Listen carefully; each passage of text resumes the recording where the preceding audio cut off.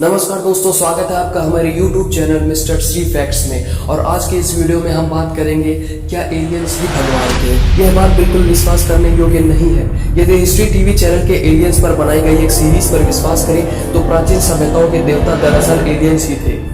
Channel के शोधकर्ता मानते हैं कि 10,000 ईसा पूर्व धरती पर एलियंस उतरे और उन्होंने पहले इंसानी कबीले के सरदारों को ज्ञान दिया और फिर बाद में उन्होंने राजाओं को अपना संवेदवाहक बनाया। इंसानों ने उन्हें अपना देवता फरिश्ता माना और कुछ उन्हें आकाश देव कहते थे क्योंकि वे आकाश से उतरे थे। लेकिन सच्चाई सिर्फ यही नहीं है।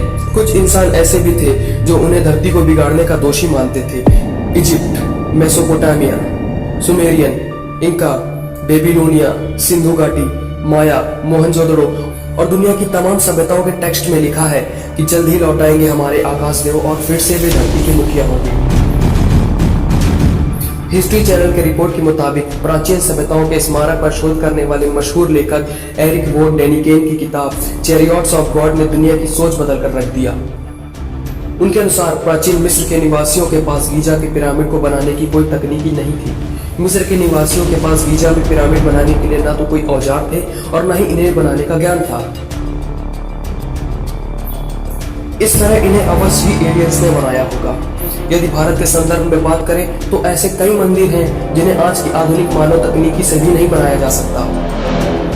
प्रोफेसर एरिक वॉन डेनिकेन ने 1971 में कोलकाता के संस्कृत विश्वविद्यालय के प्रोफेसर दिलीप कंजीलाल के प्राचीन वैदिक भाषा का आधुनिकीकरण किया है।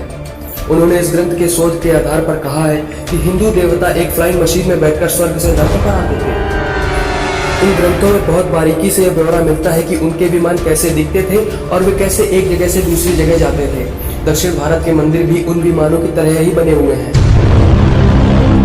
प्राचीन एस्ट्रोनॉमी के अनुसार भगवान विष्णु एक एलियन थे।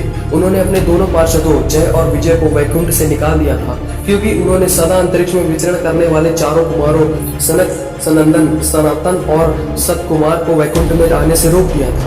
उन्हें चारों कुमारों का श्राप झेलना पड़ा और फिर उन्होंने धरती पर हिरण्याक्ष और हिरण्यकश्यप के रूप में जन्म लिया। कहीं ऐसा तो नहीं कि शोधकर्ता हिंदू देवी देवताओं और भगवानों को एलियन साबित कर पश्चिमी धर्म को ही असली धर्म घोषित करने की साजिश रच रहे हैं। अति पौराणिक शास्त्रों में उल्लेख मिलता है कि कई देवताओं को नियम का उल्लंघन करने या किसी शाप के चलते स्वर्ग से निकाल दिया जाता था। फिर उन्हें धरती पर दिन गुजारने होते थे। ये देवता भी कई प्रकार के होते थे, कोई वानर रूप में, कोई सर्प रूप में, तो कोई राक्षस रूप में। पौराणिक ग्रंथों में देव और दानवों की जो कथाएं मिलती हैं वह स्वर्ग और धरती से जुड़ी हुई है। नारद नाम के एक देव दोनों लोकों में संवेदवाहक थे और भी कई संवेदवाहक थे, लेकिन वे सबसे प्रसिद्ध थे। महाभारत, रामायण और वेद में ऐसे कई लोगों का जिक्र है जो हमारे ग्रह के नहीं थे। प्राचीन एस्ट्रोनॉमी के शोधकर्ता मानते हैं कि भारत के पौराणिक ग्रंथों में जिस यति का उल्लेख मिलता है वह एलियन ही रहा होगा। इसके अलावा शोधकर्ताओं ने पाया कि भारत में विजयनगरम साम्राज्य सर्पदेव से संबंध रखने वाले लोगों ने बसाया था। भारत में जिस नागदेव की पूजा की जाती है वह आधा मानव और आधा सर्प है। निश्चय ही वह एलियन रहा होगा या ओरायन से आए एलियंस ने अपने जीन से इस तरह के कई जीव जंतु बनाए होंगे। मानवों का रंग काला, गोरा और गेहुआ होता है, लेकिन नीले रंग के मानव नहीं होते। भगवान विष्णु और शिव को नीले रंग का क्यों चित्रित किया गया है? क्या एलियंस नीले रंग के होते थे? दरअसल पश्चिमी लोगों द्वारा हिंदू धर्म का गहराई से अध्ययन नहीं करने के कारण ऐसा माना जा रहा है कि वे किसी दूसरे ग्रह से आए थे।